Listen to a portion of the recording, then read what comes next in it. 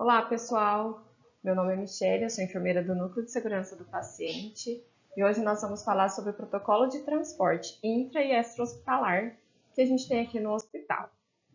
Então, qual que é o nosso objetivo do protocolo? É padronizar o transporte interno e externo desses pacientes, estabelecer um instrumento padronizado para os pacientes de alto e médio risco, estabelecer os profissionais que são envolvidos nesse transporte conforme a classificação, realizar a interação sistêmica entre os setores assistenciais e os setores de apoio, padronizar o transporte eletivo através dessa internação e acompanhar através das notificações a adesão desse transporte seguro. Então, quais são as indicações?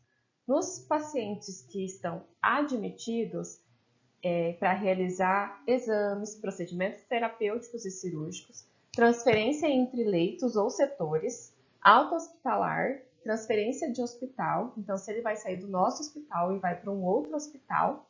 E quais são as contraindicações desse transporte? É a incapacidade de manter esse paciente. Então, quando a gente não consegue manter oxigenação, ventilação ou hemodinâmica, a gente não vai tirar esse paciente do nosso setor para um outro lugar. Apenas quando a gente consegue manter essa estabilidade do paciente. Então, quais são as responsabilidades, né? Quem estão envolvidos? Então, são médicos, enfermeiros, técnicos de enfermagem. Temos o nosso maqueiro que faz todo esse transporte. Então, a gente precisa conhecer esse paciente, qual que é o diagnóstico, qual que é a evolução clínica dele, avaliar esse paciente antes de tirar ele. Então, vamos ver como que estão os sinais vitais desse paciente, analisar o risco-benefício. Então, por exemplo, vou levar ele para um transporte, para um exame de imagem. Esse exame vai fazer diferença no diagnóstico ou não? Né? Se ele for fazer diferença, a gente vai tentar estabilizar o mínimo possível para ter um transporte seguro para transportar ele, senão a gente não vai fazer isso. Prever todas as intercorrências, então, eu vou utilizar elevador. Tá, nesse meio tempo, o que pode acontecer? Esse elevador pode parar? Eu estou preparada para esse elevador? A bomba está completa, né, de medicação que eu não posso parar para fazer esse transporte? Quantidade de oxigênio? O que tenho que prevenir, né? O que eu tenho que pensar antes de transportar esse paciente? E quando a gente voltar, a gente tem que realizar as nossas evoluções. O que teve durante esse transporte? Para deixar documentado, caso se aconteça alguma coisa e daqui a algum tempo a gente precise revisar esse prontuário. Então, qual que é a obrigatoriedade e responsabilidade do médico? Avaliar a necessidade, né, como eu falei. Então, por exemplo, vai para um exame. Esse exame vai fazer a diferença? Então, o médico, que é a responsabilidade dele, avaliar isso. Estabilizar o paciente hemodinamicamente antes de ser transportado. Validar esse tipo de transporte. Então, quando a gente classificar, doutor, você concorda se ele é um paciente de baixo, médio ou alto risco? Determinar quais medicamentos eu posso parar ou não durante esse transporte, determinar e comunicar o destino. Então, olha, eu vou transferir esse paciente, estou no setor de internação, no código amarelo, o paciente está grave. Então, ele vai comunicar o médico lá do setor onde que vai receber esse paciente, como que ele está. Acompanhar no transporte de alto risco quando necessário e capacitar e dar suporte avançado de vida ou pulmonar ou artificial para esse paciente. O enfermeiro sênior. Eu vou organizar e definir a atribuição dentro do checklist, dentro da minha equipe, classificar o tipo de transporte, então se é baixo, médio ou alto risco. Eu vou estabelecer uma comunicação bem efetiva com o lugar de destino onde que esse meu paciente vai chegar. Para falar, olha, eu estou mandando um paciente para um setor de imagem, esse paciente está grave, então eu preciso que você deixe a sala disponível para a hora que eu chegar fazer esse exame e esse paciente ficar o menos tempo possível fora da unidade de crítica, né? Da onde que o meu paciente está. Eu vou planejar, então eu vou ter que olhar para esse meu paciente e ver o que ele precisa, né? Individualizado. Eu vou testar todos os meus aparelhos, meus equipamentos antes de transportar esse paciente e ver se eles estão adequados e vão aguentar esse transporte. Eu vou acompanhar esse paciente de médio, quando ele for classificado, né, em médio e alto risco. Acompanhar toda a minha equipe, vou garantir, dar um suporte para a minha equipe. Treinar também, capacitar esses pacientes, esses acompanhantes e os técnicos de enfermagem, os maqueiros. E tenho que ser capacitado também para poder dar assistência completa. O enfermeiro júnior, o técnico de enfermagem. Então, ele vai nos auxiliar preparando esse cliente, reunindo todo e testando a funcionalidade dos equipamentos, acompanhar o paciente no médio, baixo e alto risco, agilizar a utilização do elevador. Então, sempre a gente tem que pensar qual que é o meu caminho quando eu vou levar esse paciente. Se é de alto risco, opa, peraí, antes de eu sair, alguém já tem que ir lá, chamar o elevador, deixar esse elevador parado para eu perder o menos tempo possível, recompor a unidade e o cliente quando eles voltarem e realizar toda a limpeza e desinfecção de tudo que a gente utilizou durante esse transporte. E, lógico, ter o conhecimento de suporte básico de vida. Auxiliar administrativo de enfermagem. Então, ele vai fazer esse meio período, né, ali, ele vai encaminhar a solicitação, vai confirmar se eu já posso levar esse paciente, vai reunir todos os documentos que eu preciso. Então, por exemplo, eu vou levar meu paciente para um exame. Eu preciso levar pedido, eu preciso levar prescrição, o que eu preciso levar? Né? Vou transportar ele para outro hospital, o que eu preciso deixar reunido? Então, todas essas outras coisas que são administrativo, nosso auxiliar administrativo vai nos auxiliar com isso. Então, quando a gente vai classificar, né? Então, a gente tem o paciente que vai ser classificado em baixo risco, médio risco ou alto risco. Então, como que é? Quais são as condições desse paciente de baixo risco? Ele tem que estar estável, né? Sem alterações nas últimas 48 horas e que não seja dependente de oxigenação. Então, o paciente de baixo risco é um paciente tranquilo que eu vou transportar com o maqueiro. Ele não precisa de mais ninguém. Médio risco é um cliente que está estável, sem alterações críticas nas últimas 24 horas, porém ele precisa de uma monitoração hemodinâmica ou oxigenoterapia. Então, é aquele paciente que está lá no setor, mas ele está com oxigênio, eu preciso verificar os seus parâmetros, os seus sinais vitais.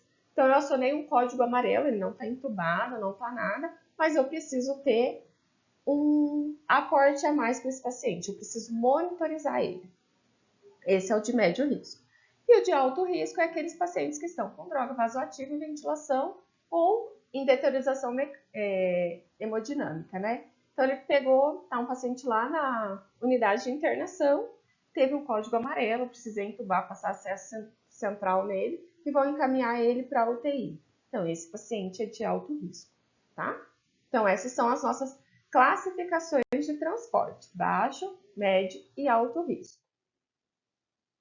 Então, aqui, o que é de baixo e médio risco? O cliente precisará ser monitorizado, mas os sinais vitais deverão ser aferidos antes e depois e registrado no prontuário.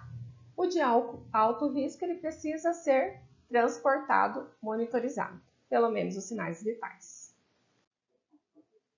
Então, os nossos grupos de riscos, pacientes com drogas vasoativas, ventilação mecânica, né, com um PIB maior que 10, risco de broncoaspiração, instabilidade, aquele paciente grave, pós-operatório imediato que precisa de uma vaga de UTI, politraumatizados, múltiplos dispositivos, agitados, agressivos, psiquiátricos, então eu preciso de um aporte maior para transportar esse paciente, né? E os neurológicos e cardiopatas. Então, quais são as nossas predisposições, os nossos fatores de risco para que um transporte não seja seguro, né? O que pode acontecer de problemas durante o nosso transporte? Eu não tenho um recurso de materiais, equipamentos ou pessoa disponível para aquele transporte adequadamente, né? Os nossos equipamentos podem falhar, então por isso que eu preciso verificar antes do transporte como que está esse equipamento, né? A equipe não qualificada, então chegou um funcionário novo, nunca transportou um paciente de alto risco. Eu não vou colocar ele para transportar esse primeiro paciente sozinho como a obrigação dele, né? Ele pode nos acompanhar. Ou a gente olhar para aquele paciente e fazer um erro de julgamento, né? Olha, eu acho que ele está bem. A gente não pode achar durante um transporte num paciente crítico, né? Num paciente que está ali e que ele vai fazer um transporte, por exemplo, para um setor de imagem. Ou eu preciso fazer um exame fora do hospital e eu vou achar que esse paciente está bem. Não, eu preciso ir lá, examinar, verificar qual é a condição clínica desse paciente para eu me certificar de quais são as necessidades para aquele transporte. Né? Ver com o fisioterapeuta, ver com o médico, avaliar, né? Tudo que eu tenho que ver com essa equipe multidisciplinar para um transporte seguro. Ter uma comunicação eficiente, então aquele setor que vai receber o paciente, ele sabe o modelo que aquele paciente vai chegar, como que aquele paciente vai chegar, então ele precisa estar preparado, né? Vou levar o paciente para um setor que seja de internação, mas ele está em oxigênio, terapia, lá no meu pronto-socorro. Vou levar para o setor de internação. Eles sabem que precisa deixar uma rede de oxigênio disponível? Senão não vai adiantar nada. Na hora que eu levar, vai chegar lá, ele de crítico, né? Não está crítico, mas ele pode se tornar um paciente crítico. A gente não sabe o que pode acontecer com o paciente no meio do caminho, né? E nossa infraestrutura. Então, a gente depende hoje de elevadores para transportar o nosso paciente.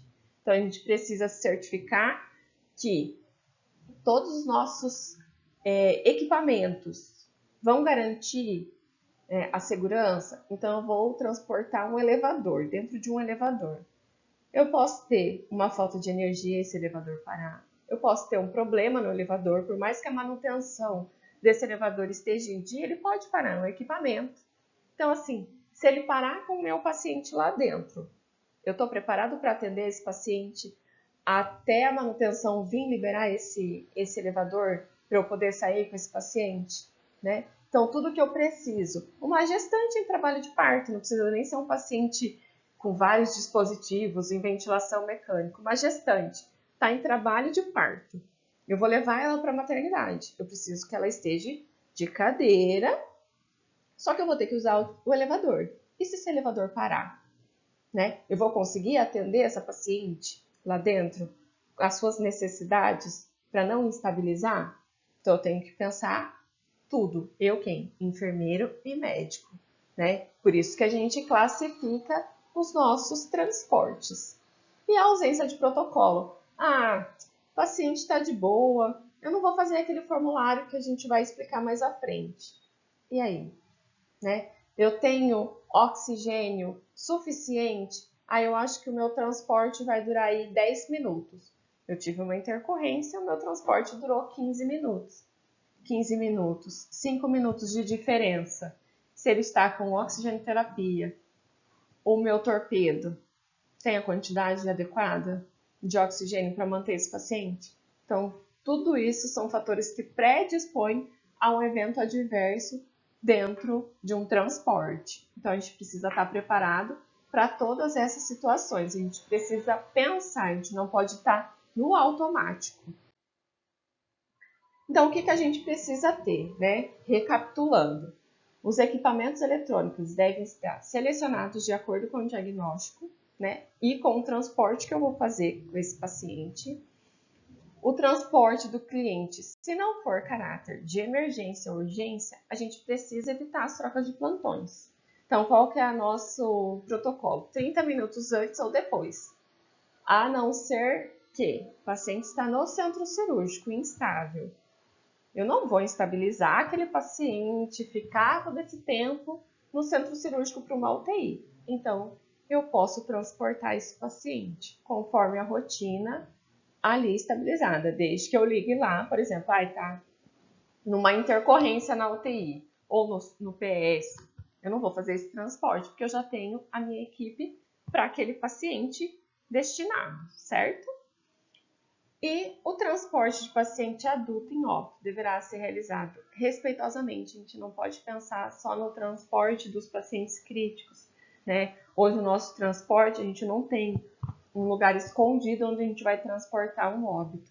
Então, a gente precisa parar e pensar, né? Se fosse um familiar meu, como que eu gostaria que transportasse o meu familiar em óbito, né? A gente vai cruzar com várias pessoas no corredor do hospital, então a gente precisa ter o respeito e usar todos os protocolos que a gente precisa para transportar esse paciente.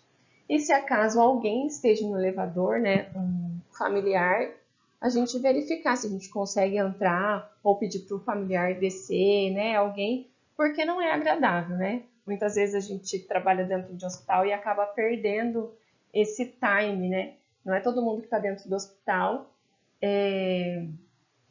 acostumado a lidar com óbito, né? Assim, o paciente, por exemplo, você pode ter um acompanhante que está dentro do elevador e ele está com um familiar crítico numa UTI e aí ele depara com um óbito, né? A gente não vai conseguir ele não se deparar, mas qual que vai ser o nosso posicionamento, né? Então a gente precisa ter esse cuidado dentro do hospital. E aí aqui eu trouxe para vocês um evento adverso. A gente, infelizmente, teve vários eventos adversos, não dentro do hospital, mas fora do hospital, envolvendo oxigenoterapia, por isso que a gente frisa bem. Então, uma bebezinha de 3 aninhos, ela faleceu por falta de oxigênio. Então, eles foram fazer um transportar o paciente de um hospital para o outro. Não calcularam, ela estava com uma bolsa, ó, não estava nem entubada, estava bonitinha, mas ela precisava do oxigênio.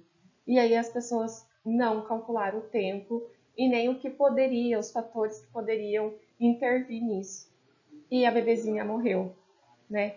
Quase que chegando no outro hospital, faltou oxigênio, a bebezinha morreu na frente da sua mãe. Então, por isso que a gente fala, né? Vamos pensar, sair do automático, olhar, avaliar o nosso paciente e ver o que a gente precisa para fazer esse transporte seguro. Porque a bebezinha pode ser de qualquer um, né? Eu tenho filho, vocês, vai ter filho, vai ter sobrinho, vai ter afilhado. Então a gente precisa se colocar no lugar do outro e verificar, né? Como que eu gostaria que transportasse os meus entes queridos? É desse jeito que a gente precisa transportar os nossos pacientes. E aqui a gente fez, então, o nosso planejamento, como que a gente precisa se planejar, né? Então, vou comunicar o setor de destino, passar os dados. Então, preciso ter uma passagem de plantão também adequada para que aquele meu setor de destino saiba, né, como que vai receber. Eu preciso ver como que eu vou transportar, qual que é o tempo de permanência. Esses meus equipamentos, eles aguentam esse tempo, né? Então, eu preciso pensar, minha bomba de infusão tem bateria adequada para esse tempo? Meu ventilador tem bateria? Né? Tudo que esse meu paciente precisa, o cilindro de oxigênio, está adequado? Ele vai aguentar? E aí a gente tem que pensar nos fatores. Olha, peraí, leva 5 minutos para eu descer. Mas se acontecer alguma coisa, pode levar 10? Eu estou preparada para esses 10 minutos? Né? Então, no meu transporte, a quantidade, eu determinei qual que é a classificação de risco do meu paciente, quais são os profissionais envolvidos nesse transporte, eu tenho a quantidade de profissional envolvida adequada, né? Documentos, tá tudo preenchido? Prescrição, se veio medicação da farmácia que está na gaveta, eu preciso levar junto, né? Os pertences, medicamentos de uso contínuo, os exames, prótese. Então, tudo que está daquele paciente eu preciso reunir e levar.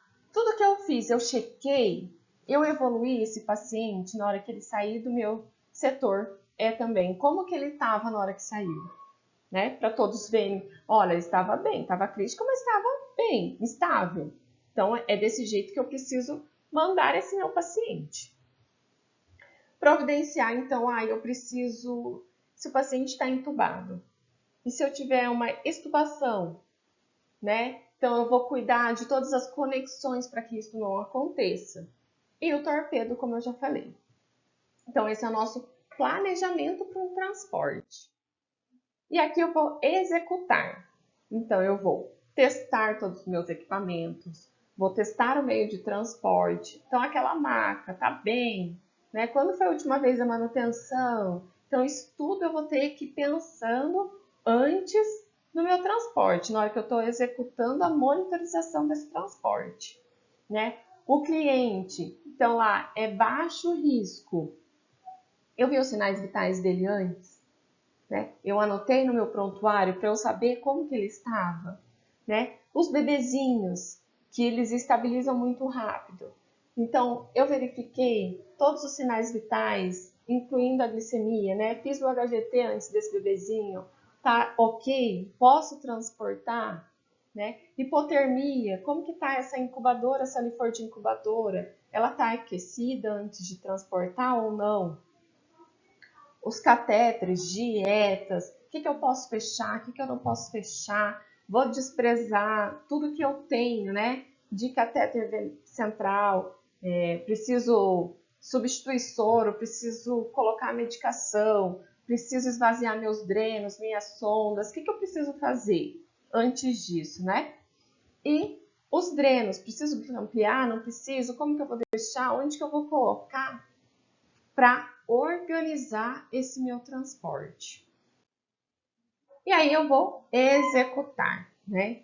Vou ver tudo como que tá, vou posicionar esse meu paciente na maca, vou ver onde que eu vou pôr todos esses meus equipamentos, né? Todas as minhas bombas estão funcionando antes de sair, tudo está conectado, né? Não teve extubação, não teve perda de catéter antes, na hora que eu tirei esse meu paciente da cama para a maca, né? Vou testar tudo isso, tá ok? Vou levar grades, tudo bem? Olha, estamos saindo com esse paciente e vou registrar tudo no sistema. E aí, durante o transporte, né, é um paciente que está com equipamento de monitorização, eu preciso ficar de olho. Não adianta só eu colocar, né, o equipamento, monitorizar se eu não ficar de olho. Porque só o equipamento sozinho não vai fazer nada, né? Tá funcionando o meu equipamento? Vou checar, ausculta, tá ali, bonitinho. Vamos indo então adiante. Cheguei no meu setor de volta, né? Trouxe meu paciente de volta. Vamos colocar ele na maca. Tá tudo ok? Não teve nada? Vou religar todos os meus equipamentos na tomada e certificar que todas as conexões estão ok, né? Vou aferir os sinais vitais daqueles meus pacientes de médio e baixo risco. Vou registrar no sistema. Vou evoluir como que foi esse transporte e como que foi a chegada. Tá tudo ok? Muito bem. Teve alguma intercorrência no meio? Eu vou registrar e eu preciso notificar. Ah, Michele, mas tudo eu tenho que notificar? Sim. Como que a gente vai conseguir ver quais são as nossas falhas se a gente não fizer a notificação? Não tem como. Como que a gente vai saber se o transporte que a gente está fazendo, se o protocolo está funcionando, está ok, né? Como que eu vou saber se as pessoas estão aderindo corretamente? E é para punir alguém? Não, né? Será como que estava aquele dia na hora que ela foi fazer o transporte, né? Será que o equipamento, a última manutenção foi há 2 meses? Vamos colocar que é de 6 em 6 meses, mas ele teve um problema na hora do transporte. Eu preciso retirar esse equipamento de utilização, né? Não tem como a gente refazer e não deixar de acontecer aquele evento adverso. Já aconteceu, mas o que a gente vai fazer para não ter mais com aquele equipamento? Então, eu preciso retirar ele, abrir um chamado para ver com a engenharia qual foi o problema e sanar esse problema, certo? E aí aqui a gente colocou no sistema, então a gente tem 2 checklists. Um é quando a gente vai planejar antes de fazer o transporte e o outro na volta. Então ele está lá na SAI. Lá no finalzinho a gente tem o transporte, que é nosso planejamento, e o intratransporte, que é a hora do transporte e após o transporte. Então aqui ó, você vai clicar no novo no transporte, ele vai abrir e é bem rapidinho de xizinho para a gente ver. E ali embaixo a gente colocou a quantidade de litros por minuto e quanto que aguenta cada torpedo. Então, eu tenho lá a quantidade que tem. Eu vou olhar lá meu torpedo, quanto que tem? Quanto que ele aguenta? Então, eu consigo fazer essa média para eu não correr o risco, tá? Então, eu vou fazer. Esse aqui a gente vai utilizar a primeiro momento como transporte de alto risco, tá? E no transporte de médio e baixo risco, a gente vai registrar os sinais vitais antes desse paciente sair. Vou evoluir como que esse paciente estava, que é a primeira parte. E para os pacientes de alto risco, eu preciso fazer esse formulário, correto? E aí depois, esse aqui é a fase final, né? A hora que eu voltei, eu vou fazer todo o meu evolução, vou verificar como que o paciente está. Vou abrir aqui o novo. Então, é o que aconteceu durante o transporte e o final, tá? Então, no alto risco, a gente vai preencher esse documento e no baixo e médio risco, a gente vai, de novo, aferir os sinais vitais na hora que esse paciente voltar e fazer a evolução. No finalzinho, a gente deixou um bilhete para a gente nunca esquecer de verificar as conexões. Então, voltei com um paciente grave, né? Para o PS, para a UTI, vou verificar todos os meus equipamentos estão ligados na energia que precisa, todas as conexões, né? O que eu preciso desclampear, que eu clampeei lá na hora do transporte. Eu preciso verificar tudo de novo, todos os dispositivos, deixar o meu paciente acomodado e elevar as grades, né? Nunca esquecer disso. Travar a rodinha da maca. E a gente vai fazer isso aí. Certo, pessoal? E aqui é um mais abrangente de como ficou. Então, obrigada e até a próxima.